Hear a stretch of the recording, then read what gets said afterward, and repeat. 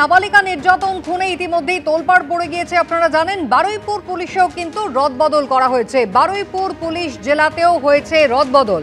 নাবালিকা নির্যাতন খুনে তোলপাড় পড়ে গিয়েছে। এবার বারুইপুর পুলিশেও রদবদল করা হয়েছে। বারুইপুর পুলিশ জেলায় বেশ কয়েকটি পদে রদবদল করা হলো।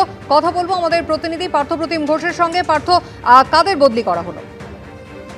দেখো, রাজ্য পুলিশে আজকে যে রদবদল হয়েছে তার মধ্যে তুমি দেখেছো মোট সংখ্যাটা হচ্ছে 33। এই সংখ্যা 33-এর মধ্যে আইপিএস অফিসার 28 জন রয়েছে, এছাড়া ডাব্লিউবিপিএস তারা হচ্ছেন আরো 5 জন রয়েছেন। এর মধ্যে একাধিক যেমন গুরুত্বপূর্ণ পদের রদবদল হয়েছে, তার মধ্যে একটা বিষয় বারুইপুর, যে বারুইপুর একবারে অগ্নিগর্ভ হয়ে উঠেছিল তুমি জানো, সেই বারুইপুরেও কিন্তু কয়েকটা পদে রদবদল হয়েছে।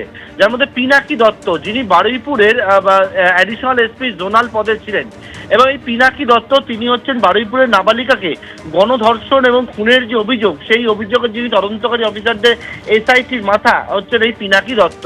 ওনাকে কিন্তু বদল করা হয়েছে।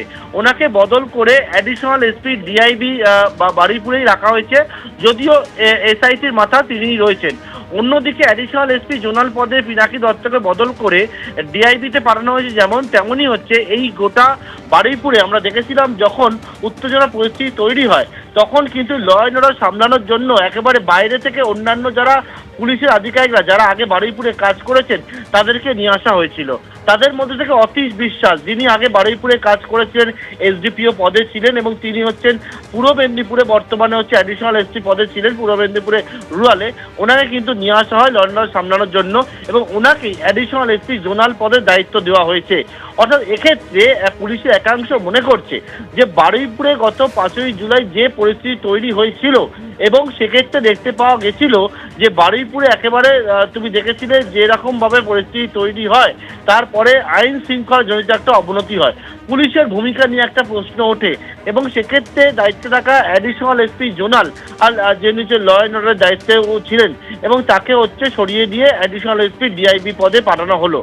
এবং এটা কি এই বারুইপুরের ল অ্যান্ড অর্ডার সমস্যার জন্যই ওনাকে পাঠানো হলো বলে পুলিশের একাংশ মনে করছে। তবে পুলিশের তরফ থেকে যে বিষয়টা বলা হচ্ছে যে এটা হচ্ছে একটা রুটিন বদলি, এবং সেই জন্যই কিন্তু বদল করা হয়েছে অ্যাডিশনাল এসপি জোনালকে। এবং অ্যাডিশনাল এসপি জোনাল পদে ছিলেন, আবারও বলবো, বারুইপুরের পিনাকি দত্ত। ওনাকে অ্যাডিশনাল এসপি ডিআইবিতে পাঠানো হলো। বারুইপুরে গণধর্ষণ এবং খুনের যে অভিযোগ নাবালিকাকে, সেই ঘটনার এসআইটির প্রধান হচ্ছেন এই পিনাকি দত্ত। যদি এখনো পর্যন্ত তিনিই রয়েছেন এসআইটি প্রধানে, কিন্তু অ্যাডিশনাল এসপি জোনালের মতো যে গুরুত্বপূর্ণ পদ সেখানে রদবদল করে ওখানে অতীশ বিশ্বাস, যিনি পূর্ব মেদিনীপুর অ্যাডিশনাল এসপি ছিলেন এবং গন্ডগোলের পর যাকে হচ্ছে দায়িত্বে নিয়ে আসা হয়েছিল এলাকায় যাতে মানুষের মধ্যে কনফিডেন্স বিল্ড আপ হয় এবং এলাকায় যাতে পরিবেশ শান্ত করা যায়, তার জন্য সেই অতীশ বিশ্বাসকেই অ্যাডিশনাল এসপি জোনাল পদে রেখে দেওয়া হলো বারুইপুরে। একদম পার্থ, ধন্যবাদ। এবিপি আনন্দ এগিয়ে থাকে, এগিয়ে রাখে।